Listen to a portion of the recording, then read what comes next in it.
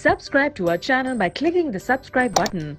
Click the bell button and enjoy the latest uploads from our channel.